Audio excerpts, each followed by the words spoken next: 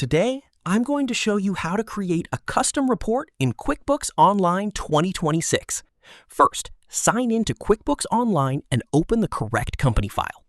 From the left side menu, click Reports.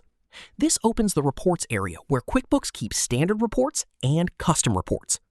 Next, go to the Custom Reports tab. Then click Create New Report. QuickBooks will ask you to choose the type of report you want to create. Select the report type that matches what you want to review.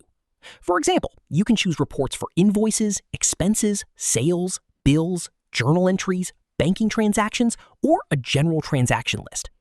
After choosing the report type, click Create. QuickBooks will open the Report Builder. Now use the toolbar to customize the report.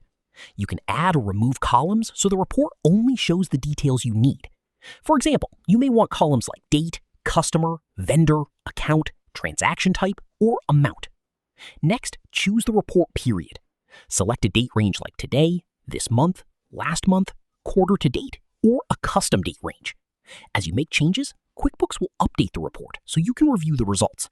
Check the report to make sure the columns, dates, and information look correct. If you want to use this report again later, save it as a custom report.